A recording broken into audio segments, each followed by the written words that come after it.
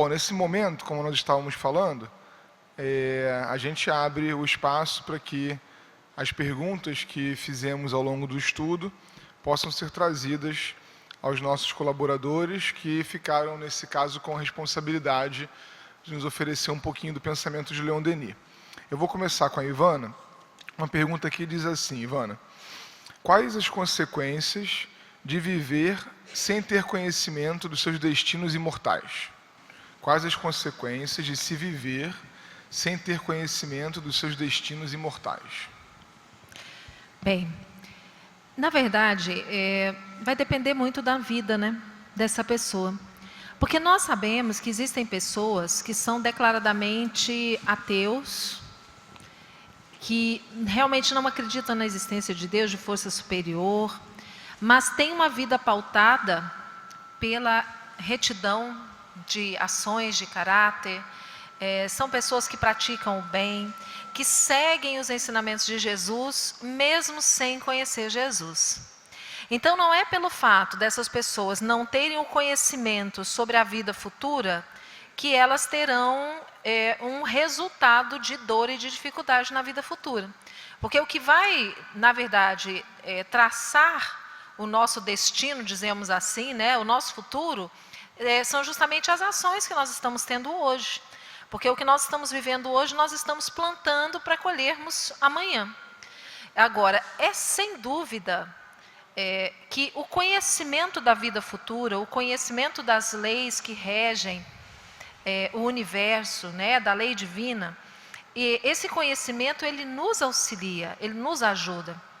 Então, eu tenho certeza que nós, espíritas, nós pelo menos deveríamos, no entanto, nem todos os livros nos trazem essa notícia, mas nós deveríamos, ao desencarnarmos, enfrentar esse momento com naturalidade. Porque nós sabemos que isso é o que nos aguarda e nós entendemos que é um processo natural. O do nascimento, do renascimento, né, da morte do corpo, isso faz parte do nosso processo evolutivo. Então, nós temos muito mais facilidade em nos adaptarmos à nova realidade espiritual quando nós já temos um conhecimento prévio disso. Mas o conhecimento, se ele não gerar, se ele não... Se isso não representar uma mudança de atitude, e realmente a prática daquilo que nós aprendemos, não vai nos resolver de muita coisa. Eu me lembro de um relato num dos livros de Humberto de Campos, que ele fala daquele senhor que todos os dias de reunião pública ia à casa espírita e ficava sentado lá no fundo do auditório assistindo a palestra. E quando esse senhor então desencarnou, ele estava numa situação espiritual muito boa. E um palestrante da casa espírita, muito estudioso, não estava numa situação tão boa quanto aquele senhor, que apenas ouvia as palestras. Aí ele pergunta: como é que eu, que estudei tanto, que falei tanto, que preguei tanto a boa nova, como é que eu estou numa situação pior do que esse senhor que ficava só me escutando? Aí dizem, é que o que você falava, ele praticava. Então não adianta a gente ter o conhecimento, falar sobre ele, se a gente não consegue colocá-lo em prática. Penso que é por aí o caminho. Muito bom. William, vou começar aqui com uma dobradinha, porque as perguntas se assemelham. A primeira é assim: a vida é dada por Deus, e Ele é bom. Por que sofremos tanto então? E a outra traz uma citação lá de um dos capítulos, né? O 7, se eu não me engano. Purificar-te pela dor, diz Leon Denis. É só pela dor que se é possível progredir? Então é só pela dor que se progride? E a outra, se Deus é bom, por que a gente sofre tanto? Bom, primeiro, vamos de trás para frente então. Não é só pela dor, né? A dor é um dos elementos que nos convidam, que nos proporcionam, diante do olhar que eu tenho para ela, de progredir, de evoluir, de crescer. Então a dor é um dos, né? A gente pode evoluir, sobretudo amando, utilizando bem o livre-arbítrio, a vontade, né? Aquelas potências da alma que Leon Denis vai colocar na terceira parte do livro Problema do Ser e do Destino. Então a dor não é a única, é uma das formas que temos de progredir. E também é bom dizer que não é o fato de termos dor, de sentirmos dor, que significa que estejamos progredindo. não é a quantidade, mas a qualidade que colocamos naquilo que recebemos da vida. Tanto que no Evangelho segundo o Espiritismo há lá a questão do bem sofrer, no capítulo 5. Então não é o sofrimento que traz a dor, mas é como eu o encaro. Se eu encaro com resignação, eu cresço. Se eu encaro com revolta, eu paraliso. Então é bom deixar isso bem claro, porque senão a gente passa, eu quero sofrer para evoluir. Não, não é nesse sentido. Leon Denis vai colocar também no problema do ser destino, né, que eu falei até ontem no café. Aprende a sofrer. Não te direi procurador, mas quando ela se apresentar inevitável em teu caminho, inevitável, não é para procurar. Acolhe-a como uma amiga e aprenda a estudar o seu ensinamento oculto, o seu ensinamento secreto. Então quer dizer, a dor traz o ensinamento, nem sempre escancarado. E a gente precisa aprender para sair daquela repetição, porque se eu não aprendo, tudo se repete. E a gente entra num ciclo, porque quando eu não aprendo, a gente emite um sinal para a vida. Vida, eu estou imaturo nesse ponto. E a vida boa que é, nos dá oportunidades para nos amadurecer. Como um aluno repete de ano quando não tira o suficiente para passar. É punição do professor? Já emendando então na segunda questão. É punição do professor? É punição de Deus? Não. Oportunidade de aprendizado. Oportunidade de aprender, crescer, evoluir e atingir o progresso, né? A condição de espírito puro. É claro que na nossa rebeldia, na nossa imaturidade com as questões espirituais, a gente aí passa a considerar Deus como injusto. Como um pai que quando quer o bem de seu filho, fala para ele, por exemplo, filho, escova os dentes. E o filho está com o smartphone na mão, o filho na hora acha que o pai é bonzinho ou malvado? Malvado, que é onde se viu isso, né? Eu estou aqui no smartphone, eu tenho que parar para escovar dente. Eu tenho que parar de comer a bolacha recheada, ou só o recheio, né? Que antigamente comia bolacha recheada, né? Agora é só o recheio. Aí o pai fala, meu filho, come isso, come arroz, feijão. Nossa, pai, mas o senhor é muito chato. Assim somos nós com Deus, né? Ele quer o melhor. Mas na nossa dificuldade de entender o propósito divino, a gente sempre acha que ele está errado e que a gente está certo. Agora, Deus, quando nos cria, né, bom que é, nos dá o direito de escolha, o livre-arbítrio. E aí cada um escolhe uma estrada, né, mas ela vai nos levar sempre à perfeição. É que alguns, como a Ivana muito bem diz, preferem a porta larga, que aparentemente é mais fácil, melhor, mas que vai nos levar a caminhos mais tortuosos. Então a escolha é nossa, mas a destinação é um fatalismo. Todos nós seremos anjos. Como diz a música, né, Ivana? Um dia todos nós seremos anjos. Isso aí é fato. Agora, para chegar lá, aí é escolha. Como de Uberlândia para o Rio de Janeiro, eu vim de carro. Eu tinha várias opções. Eu escolhi confiar no Waze, né? Então, confiei e vim. Mas eu podia muito bem sair de Uberlândia, ir para Goiânia, passar em Salvador e depois chegar no Rio. Eu chegaria? Chegaria. Mas a estrada fica mais longa, mas eu chegaria. Assim é na vida, né? Tem gente que escolhe fazer um caminho mais difícil. Tem gente que escolhe complicar a própria caminhada. E aí é livre-arbítrio. Se soubermos utilizá-lo para nosso bem, a nosso favor, a gente vai chegar lá de uma maneira mais fácil, menos dolorosa e mais rápida.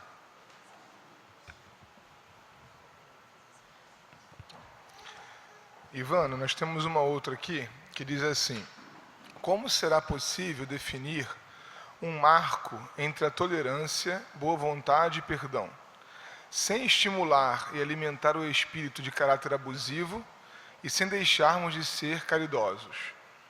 Acho que diante, né, dos abusos, às vezes, que nos chegam, como que a gente lida aí nesse limite? Nós não podemos esquecer também que muitas vezes a situação nos requer austeridade. Não é? Nós precisamos, e eu entendo isso bem, porque ontem eu ouvi um relato de uma mãe que diz que a filha faz chantagem emocional com ela para obter o que quer, e caso não obtenha da forma como ela quer, a filha ameaça se matar.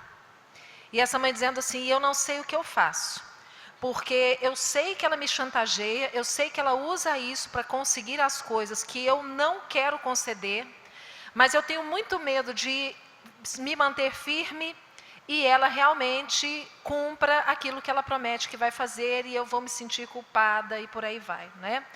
Então, às vezes, a gente está diante de situações assim e que fica muito difícil a gente estabelecer o limite.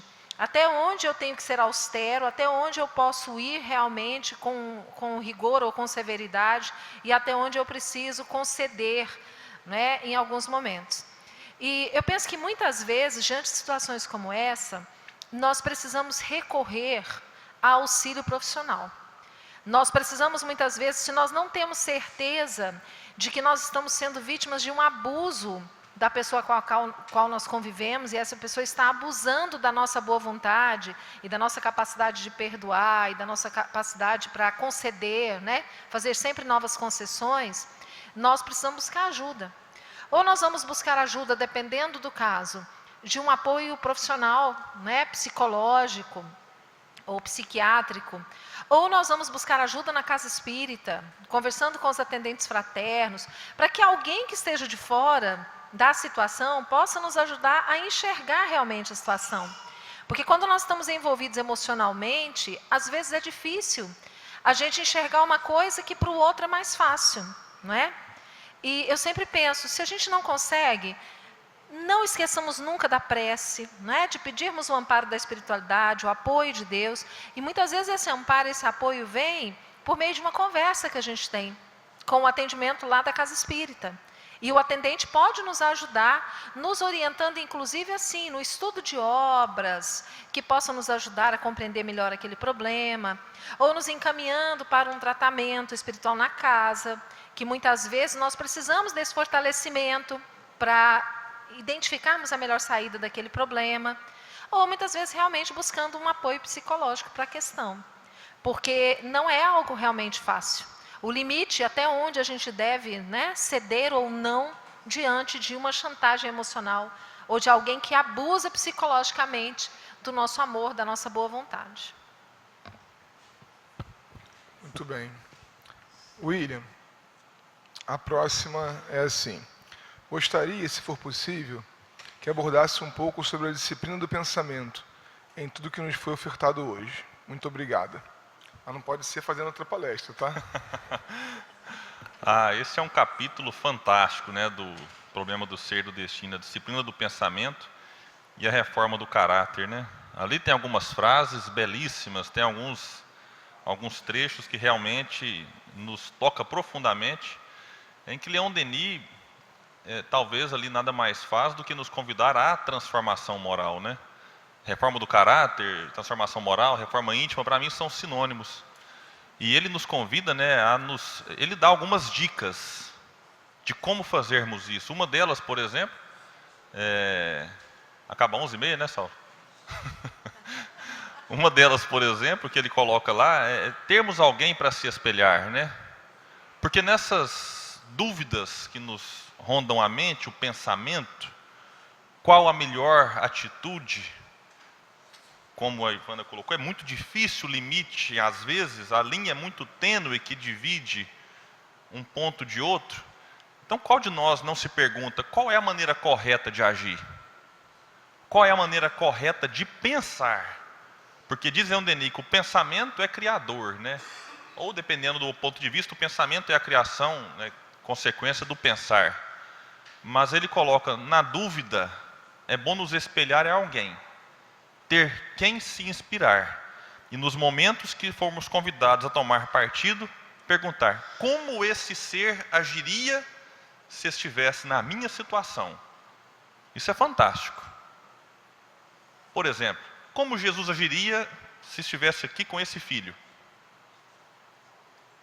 Como Jesus agiria se estivesse na atual situação, com a dor que eu estou sentindo agora? O que ele falaria? O que ele pensaria? Leon Denis nos convida nessa parte também o cuidado que temos para disciplinar o pensamento, a amanhecer, fazer uma prece e planejar o dia. Não que você vai conseguir planejar os detalhes, né? Que a gente for planejar, vai dizer, nossa, eu não quero ter ninguém enjoado da minha vida hoje, eu quero que o Senhor afaste as pessoas difíceis. Mas é planejar no sentido de que eu possa ter equilíbrio, que eu possa ter sabedoria.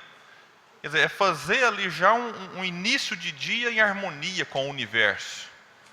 Mas essa harmonia com o universo passa pela harmonia com os próximos.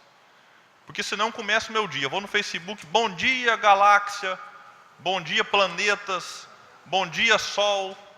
E aí você vai e briga com a primeira pessoa que você encontra.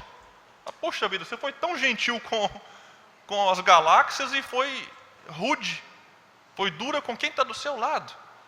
Então quer dizer, é se planejar, mas ter o cuidado com quem está próximo. Então ele nos dá ali algumas orientações em relação a isso. Muitas delas vão ao encontro do que Kardec nos coloca ali na própria questão das influências dos espíritos, de como nós precisamos nos vincular a essas influências boas, porque os espíritos nada mais fazem do que ampliar aquilo que nós já trazemos no coração. Então, é um capítulo que eu convido todos a fazer uma leitura, a fazer uma análise, a fazer um aprofundamento. Se não me falha a memória, é nessa parte que ele coloca uma frase das mais belas que tem no movimento espírita. Ele fala, não basta crer e saber, é necessário viver a nossa crença. Isto é, colocar em prática no dia a dia os princípios superiores que adotamos. Então, eu acredito, que maravilha. Nossa, eu sei, eu conheci, ótimo. São passos que nos levarão a um terceiro ponto, vivenciar. Okay? Vivenciando, eu estou de fato disciplinando o meu pensamento e reformando o meu caráter. Muito bom. Ivana, sobre aquela questão da liberdade que você abordava, a pessoa pergunta assim, como encarar a liberdade como lei e aspecto de amadurecimento se ainda escolhemos tão mal? A liberdade é uma lei a partir do momento em que nós fomos dotados de livre-arbítrio, não é? Deus nos criou, todos da mesma forma, nos dotou de livre-arbítrio, nos deu a liberdade de escolha. E cabe a nós, então, escolhermos qual é o caminho a seguir. Como disse o William, existem várias opções, muitos caminhos que estão aí à nossa frente. Nós precisaremos escolher aquele com o qual nós tenhamos mais afinidade, com o qual nós acreditemos que ele poderá nos levar mais longe, mais rápido, não é? Por que nós escolhemos tão mal? Porque, na verdade, gente, nós somos crianças. Nós estamos na infância espiritual. Nós somos ainda muito pequeninos.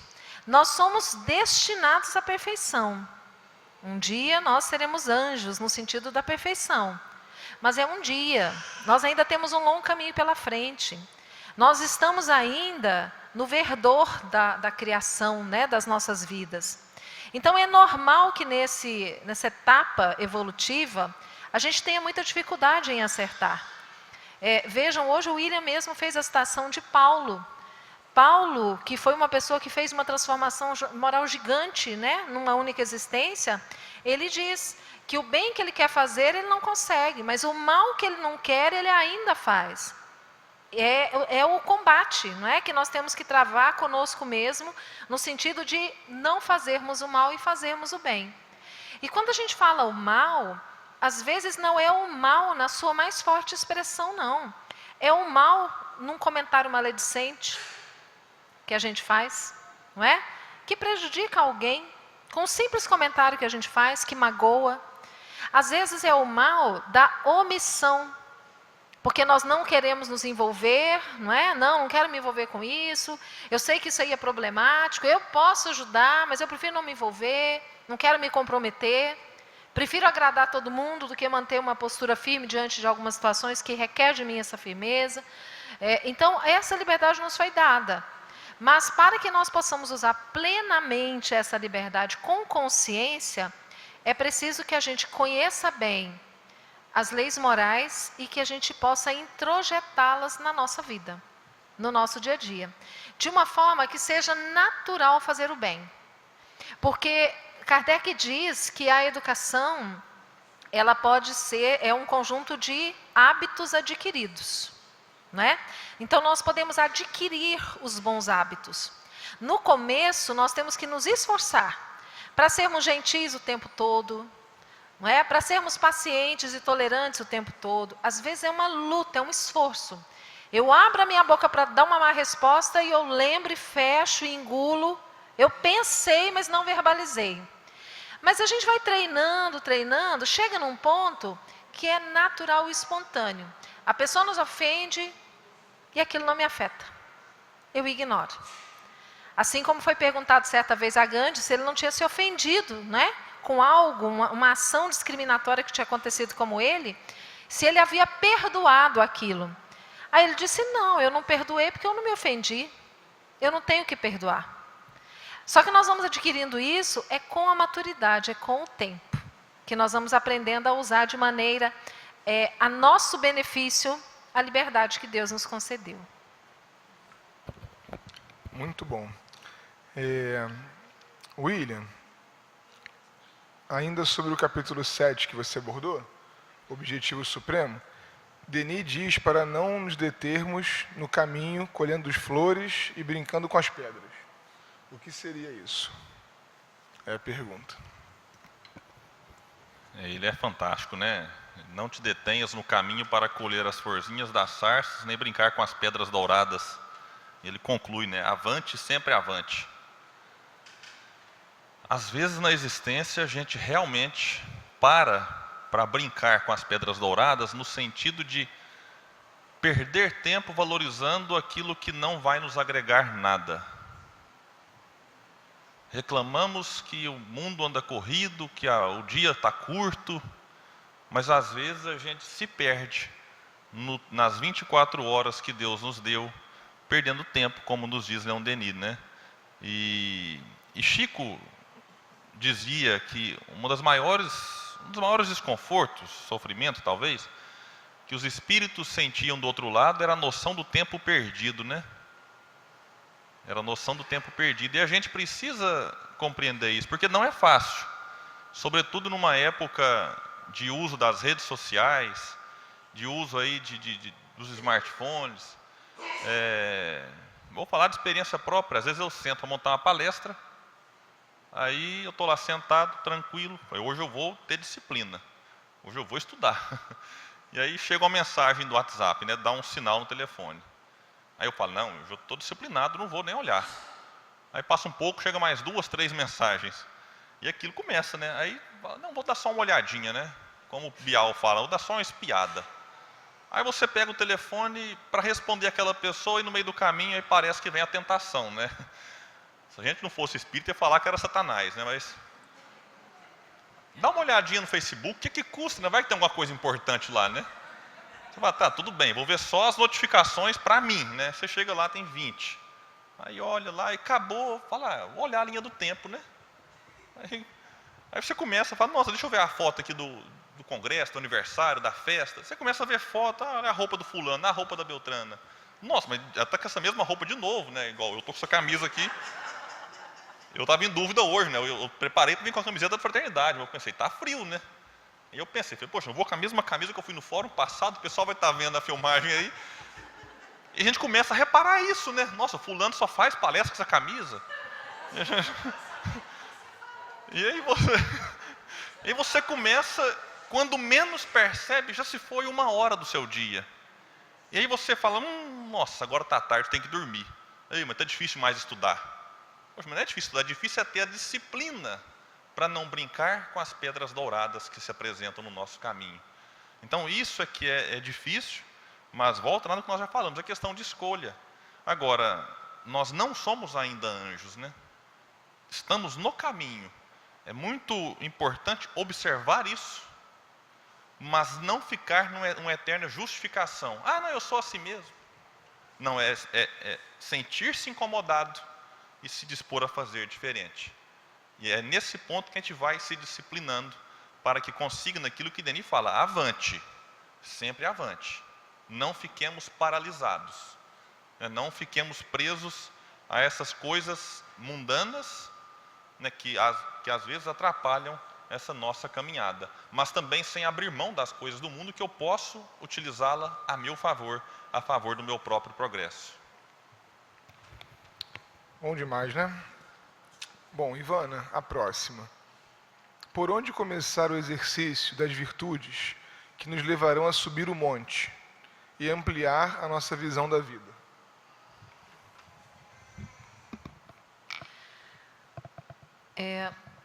De acordo com esse livro do Dr. Sérgio Lopes, que eu gosto muito, né, O Código do Monte, ele fala que nós começamos esse processo adquirindo a virtude da humildade. É a virtude de base. Inclusive, na própria etimologia do nome, né, humildade de humus, de terra, de base. Por que a humildade? Exatamente porque, para que nós possamos identificar em nós aquilo que precisa ser corrigido e melhorado, eu preciso ter a humildade de reconhecer que eu erro. E às vezes nós temos uma dificuldade enorme de enxergar os nossos erros.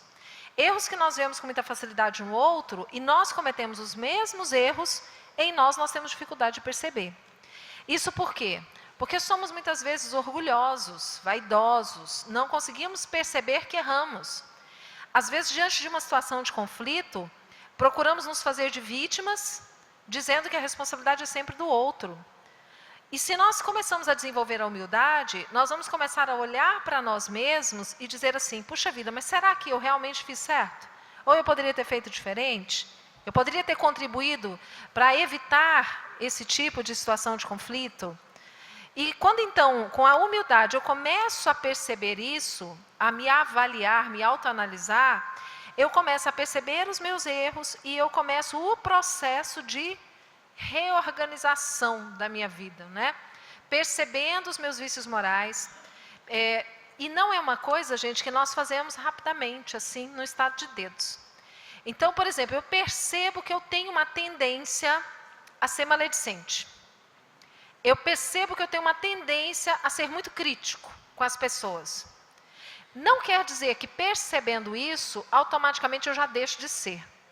Mas cada vez que num episódio da minha vida eu agir de forma maledicente, é como se tocasse uma sinetinha aqui e me dissesse assim, ó o que você está fazendo.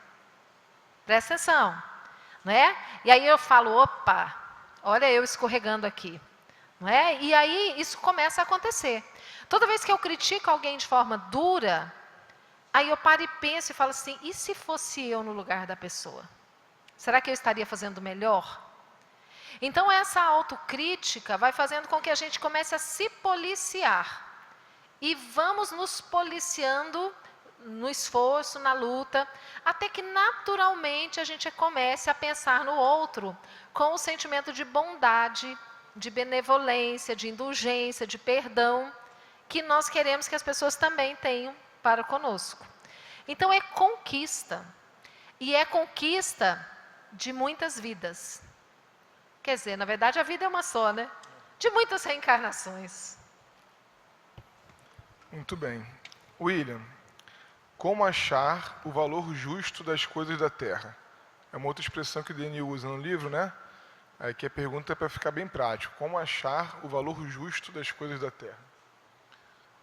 A proposta que Denis nos faz não é a gente simplesmente desprezar as coisas da Terra, o cuidado com o próprio corpo, como Allan Kardec coloca lá no Evangelho, né, cuidar do corpo e da alma. Então não é nem você desprezar a oportunidade encarnatória, mas ao mesmo tempo também não viver só pelo corpo. Tem pessoa que ela ignora, por exemplo, as coisas do espírito, e ela encontra tempo absurdo para ir para a academia todos os dias, mas não encontra o tempo para ir ao centro espírita, ou mesmo que não vá, para ler um bom livro, para ouvir uma palestra na internet. Então é você ter o equilíbrio de valorizar as duas coisas, entendendo que o corpo que nós temos é um objeto que Deus nos deu para a evolução do próprio ser, né, da própria alma, mas que esse progresso se dará valorizando também o que é espiritual. Como é algo difícil, né? Não existe receita, não existe uma forma prática, porque às vezes o que eu faço pode não dar certo para o outro. Mas a questão é cada um cuidar do corpo e da alma. Não é ou. Não é uma questão de opção. É uma questão de cuidar dos dois.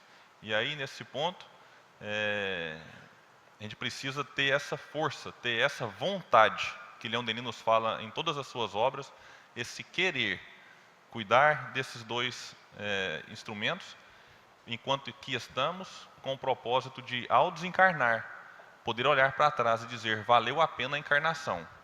Não valorizei muito o corpo em detrimento da alma, que é o de fato que permanece, ou de fato que nós somos. Então é mais ou menos isso.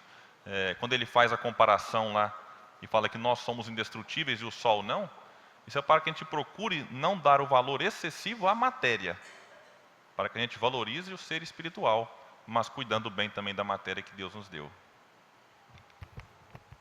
Muito bem. Nosso tempo está quase acabando. Eu vou fazer a última da Ivana e depois a do William. A gente volta para umas considerações finais. Essa aqui é sobre caridade, Ivana. Em muitos casos, a caridade cria dependentes, principalmente em nossa família.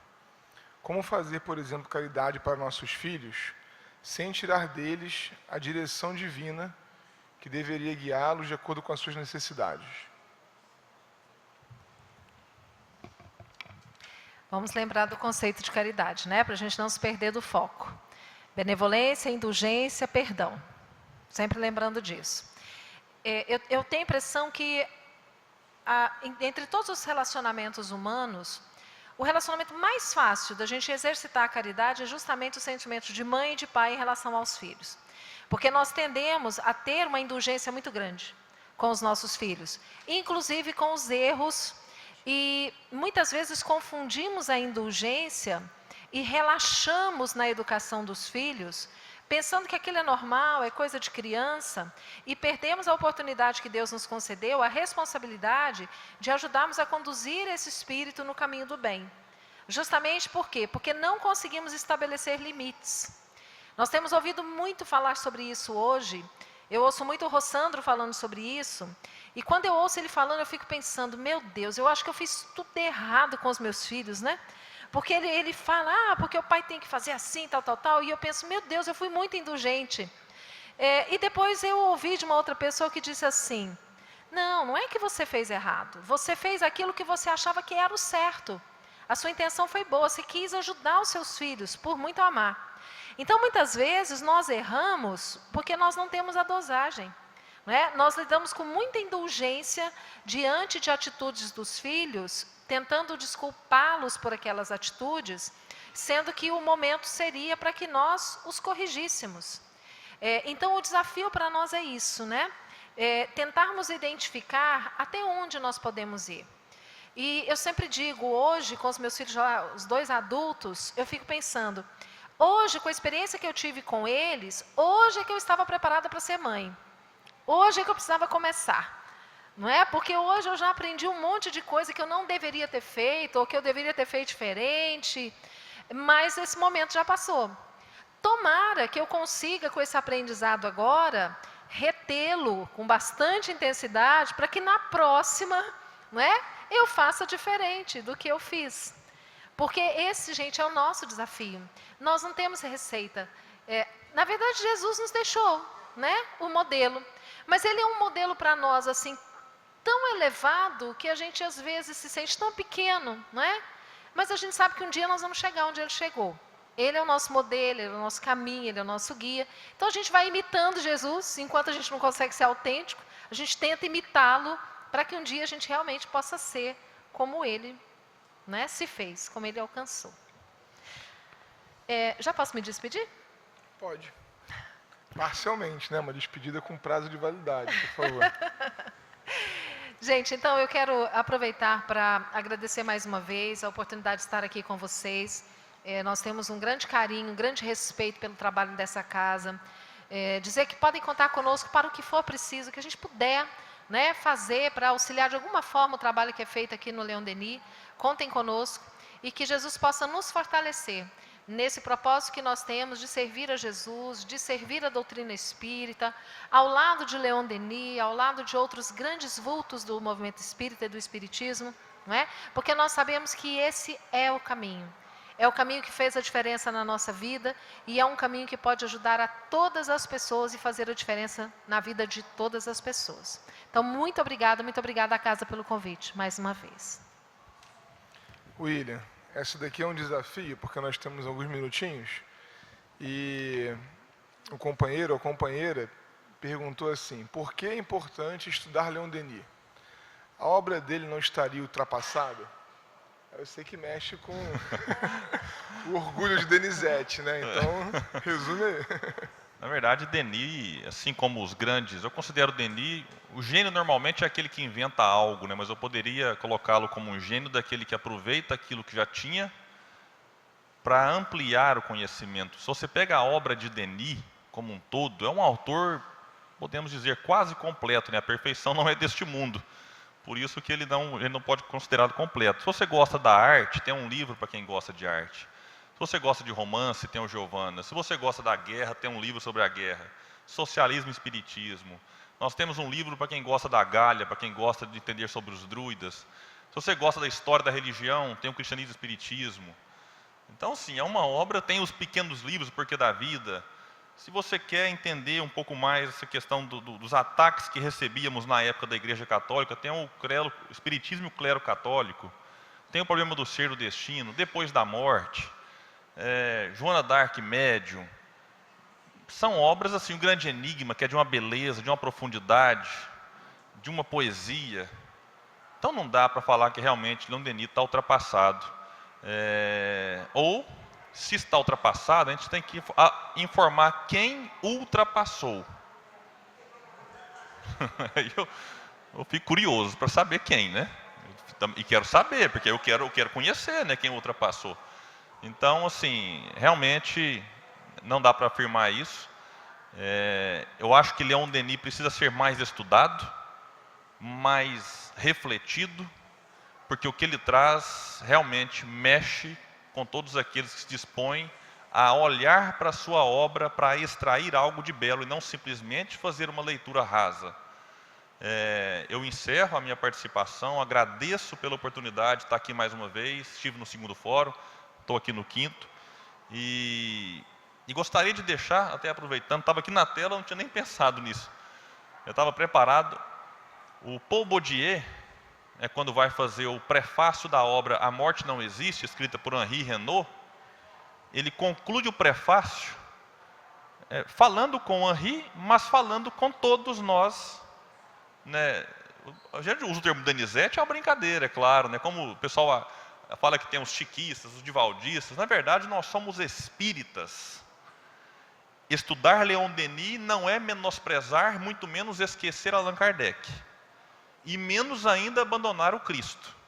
Eu costumo dizer, quando se estuda Leon Denis, melhor entende as obras de Kardec e melhor vivencia-se o Evangelho. Estão vinculados uns com os outros. E Paul Baudier vai dizer, no final do prefácio, a difusão dos livros de Leon Denis é um dever a que seus admiradores devem se impor.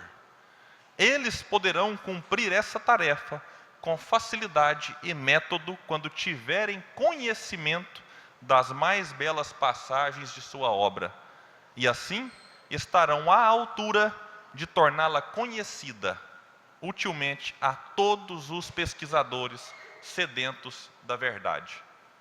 Então, quer dizer, não é uma tarefa da editora apenas, não é uma tarefa da direção do centro, é uma tarefa imposta a todos nós, admiradores de Leon Denis, proporcionar aos outros que ainda não conhecem, adentrar o seu pensamento, se encantar, divulgar e, como consequência, auxiliar a implantação do mundo de regeneração na Terra. Esse é o propósito. É construir o reino dos céus, não nos céus, mas também na Terra, mas antes, dentro de nós.